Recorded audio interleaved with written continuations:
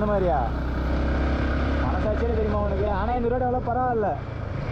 கொல்லிமலைக்கு road கொஞ்சம் focus பண்ணு. ஆனால் காட்டு மருக்கு போகுது ஈரண்ணா.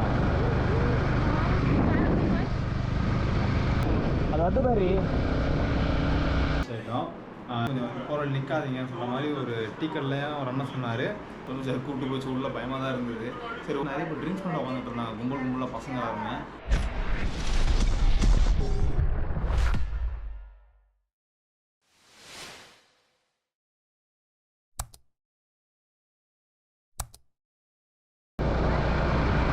பேட்ரி 10-12 இருக்கு.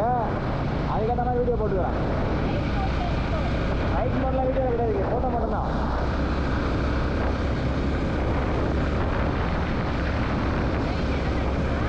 புரியல. ஃப்ளாஷா? ஏய் இது எப்படி ஃப்ளாஷ் அடிப்ப? எது கொல்லிமலையில் பண்ண அந்த மாதிரியா? மனசாட்சியே தெரியுமா உனக்கு? ஆனால் இந்த ரோடு எவ்வளோ பரவாயில்ல. கொல்லிமலைக்கு ரோடு கொஞ்சம் ஃபோக்கஸ் பண்ணு. ஆனால் காட்டு மருக்கு போகுது. அது இல்லடி டரைன் திரும்ப முன்னாடியே பார்த்துக்கலாம். தூக்கி போயிடலாம் உடனே. புரியுதா?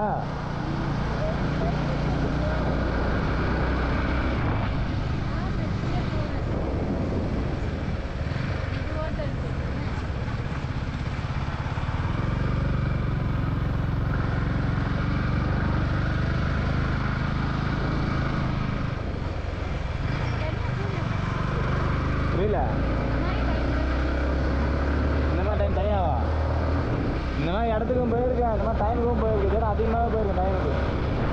1 மணி 2 மணிக்கெலாம் கார் ஓட்டினா வழி கிடையாதுமா.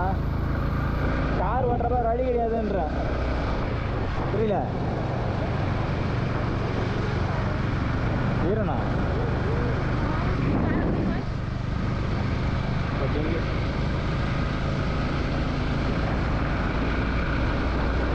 வியூ பாயிண்ட்லாம் பார்த்தோன்னா ஏதோ இடத்துல போட்டுருந்தாங்க. இல்லை பெண்டு ஒன்று இந்த பக்கம் இல்லை, நம்ம அந்த பக்கம் போகும் பார்த்தியா? ஆண்ட பக்கம் சேலத்து நடந்தாரு. அந்த பக்கம் மட்டும் வியூ நல்லா இருக்கும் மட்டும் இருந்தாங்க. இது வந்து குயிக்காக ஏறுறதுக்கு மட்டும் தான் இது.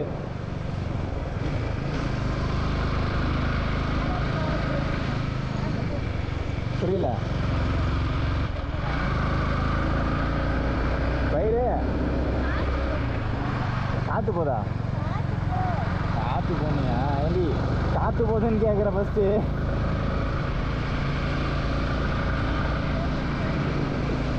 புரியல.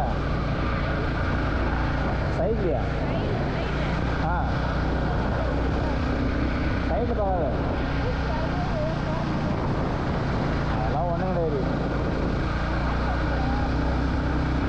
பைத்தியம். ஏய் ஊர் இருக்குடி. அடி பைத்தியகாசி மேப்பை பாரு.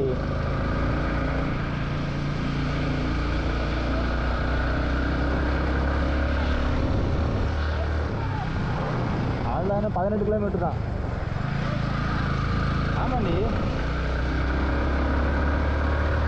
மொத்தம் 28 இருந்தது. 10 கிலோமீட்டர் மேலே வந்துட்டேன். 8 கிலோமீட்டர் தான். சரி 12 கிலோமீட்டர் தான்.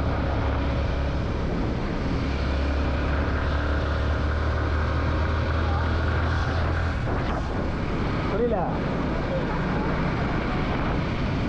அதான் வந்து பஸ்ஸில் அந்த மாதிரி தான் வரும். 1-2 தான் வரும். ஏய் ஒரு வேன் போச்சு, ஒரு கார் போச்சுன்னா ஃபஸ்ட்டு ஸ்டார்டிங்கில் பஸ்ஸில் வேன் ஒன்று கார் ஒன்று. அதுதான்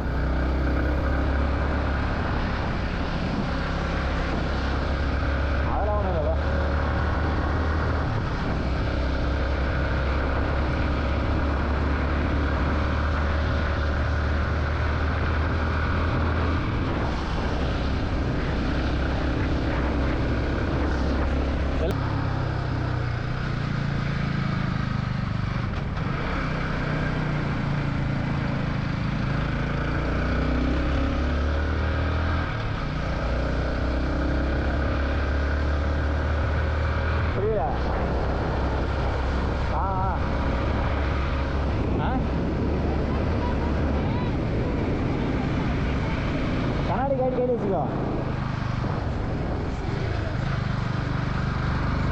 ஹெல்மெட்டை போட்டுனாரு, கண்ணாடி கேட்டுக்கு அவ்வளோதான்.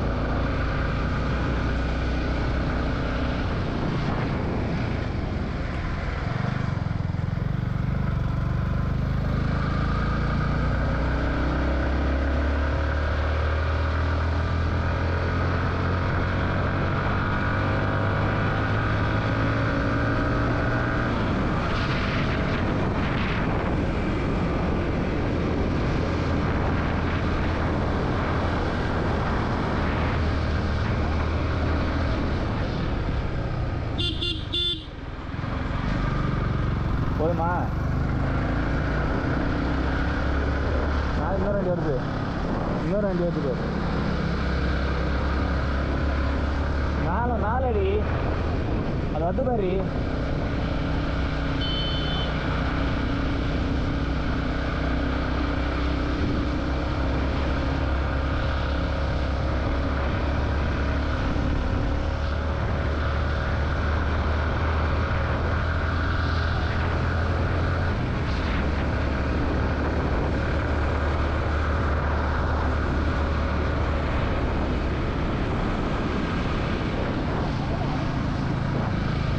காதா சரியாயிடும்.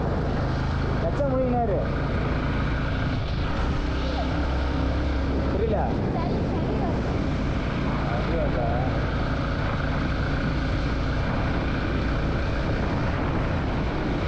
சொன்னாலாம் ஊர் வரேன்னு சொல்லிட்டு இந்த வந்து போய் ஊருங்க. நான் கரெக்டாக 4 ஊருன்னு சொன்னேன். கீழே ஒரு ஊர், 3 ஊர் கரெக்டாக இருந்துச்சா? புரியல. இப்போ வரண்டி நம்ம கீழே பேசணும்ல, அதுதான் ஊர் நம்பர் 1. இப்போ மீது 3 ஊர் போர்டு போட்டிருக்காங்கல்ல. 4 கிலோமீட்டரில் ஒரு ஊர், 18ல் ஒரு ஊர், 22ல் ஒரு ஊர். 22 பார்த்தோன்னா ஏலகிரி தாண்டி போகணும். சரியா?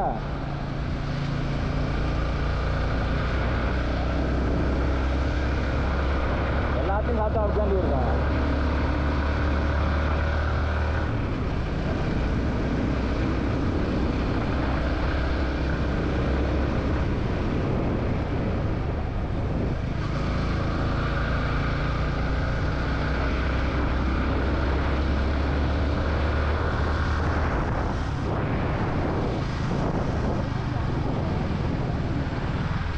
புரியல. அப்படிதான் இருக்கும். இதுவாது பரவாயில்ல. நம்ம கொல்லிமலைக்கு போனோம் ஞாபகங்களா? கொல்லிமலை ஏறணுமே. ஆஹா, இது பரவாயில்லடி. கொல்லிமலை ஏறணும், அது ஞாபகம் இருக்குதா? ஏறும்போது அடப்பா என்ன ரூட் அது? பள்ளம், மேடு, கல், முள்.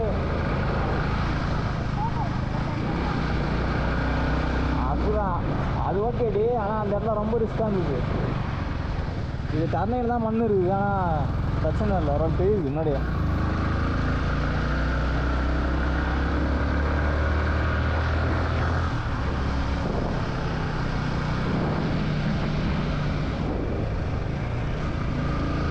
அது கொஞ்சம் இருக்குது.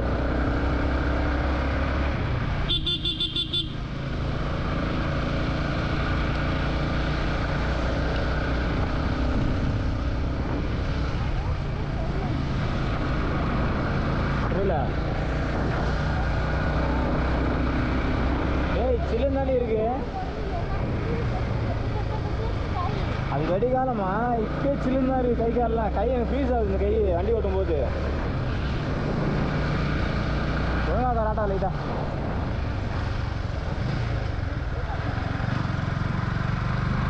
பாரு. ஏன்னா ஒரே பக்கம் பாரு, மாற்றி மாற்றி வராது. மேப்பை பார்த்துங்க. மேப் பாரு.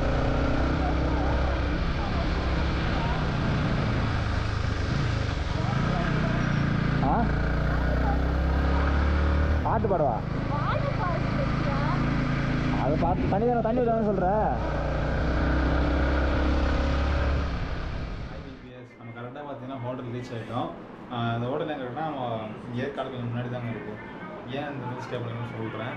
நம்ம கீழேருந்து மேலே வந்து பார்த்தீங்கன்னாக்கா வீடியோ வந்து கேமரா ஆஃப் ஆகிட்டு இருக்கும்.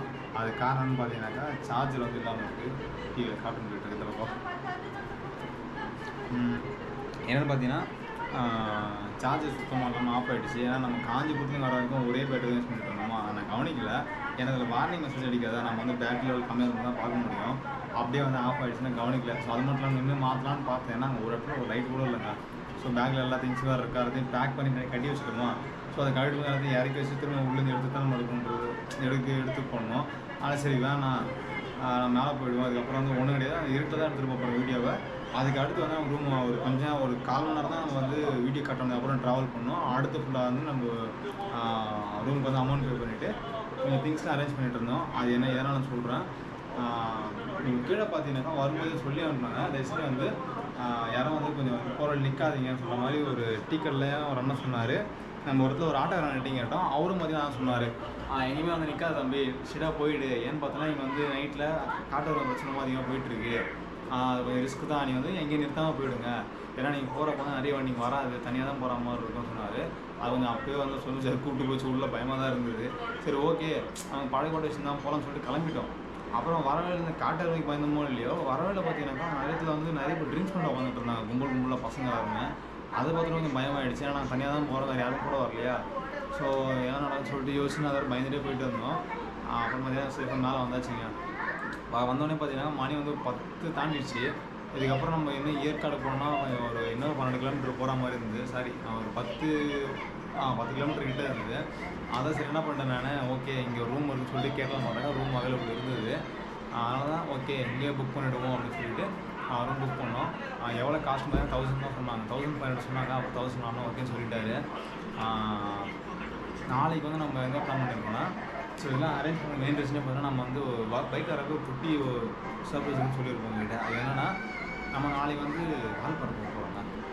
கொல்லிமலை கேன்சல் பண்ணல, கொல்லிமலை வரும்போது போனாலும் போவோம். மேக்ஸிமம் வந்து ரொம்ப கன்ஃபார்மாக வைக்கல, ஏன்னா கொல்லிமலையில் இருக்கிறது ஒரு ஆகாயங்கை ஃபால்ஸ் மட்டும்தான். ஸோ அந்த ஆகாயங்கை ஃபால்ஸுக்கு மட்டும் நம்ம போகணுன்றது இல்லை. போகணுன்னு ஆசைப்பட்ருக்கேன்னா 70 ஹேப்பன் பென்ஸ் இருக்குது பார்த்தீங்களா, அதுக்கோசரம் நம்ம போகணுன்ற மைண்ட் தாட் இருக்குது. ஏன்னா எல்லா லாஸ்ட் டைம் தான் நான் போனேன் அதுக்கு. ஸோ திரும்ப அதுவும் போகலான்னு சொல்லிட்டு யோசிச்சுட்டு இருந்தேன். ஆனால் அதுக்கு முன்னாடி தான் நம்ம வால்பாறை வந்து வரைக்கும் போனது இல்லையா, ஆனால் வால்பாறை வந்து போயிட்டு வரலாம்னு சொல்லிட்டு பிளான் பண்ணிட்டு இருந்தோம். அந்த பிளான் எப்படி வந்தோம்னா, நம்ம பைக் ரெடி பண்ண போனோம்ல, அங்கே வந்து அவங்க ஃப்ரெண்ட்ஸ்லாம் போயிருந்தாங்க.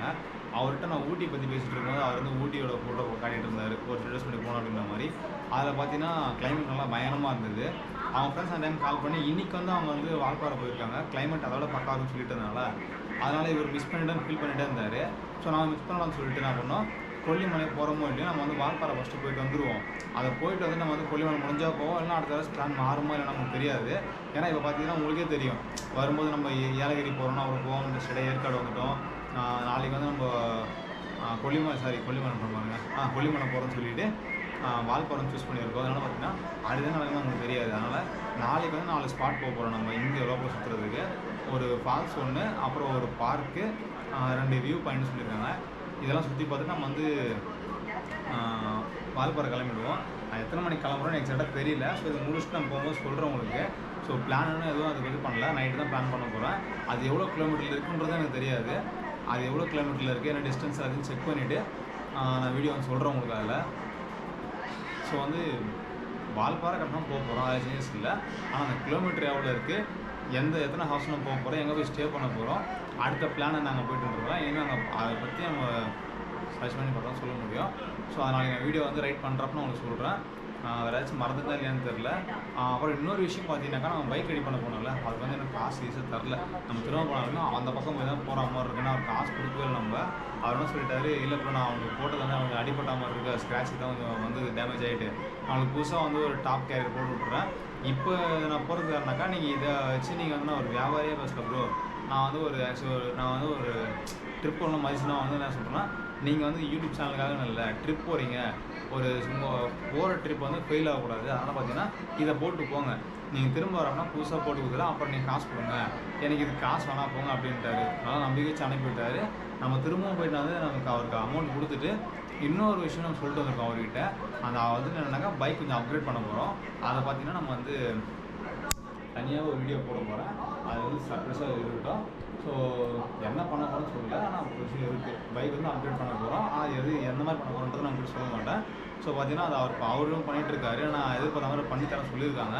டிசைன்ஸ் பார்த்துட்டு மற்ற எல்லாத்தையும் நான் உங்கள்கிட்ட பேசிவிட்டு உங்களுக்கு கிளியராக சொல்கிறேன் என்ன பண்ண போகிறேன்னு.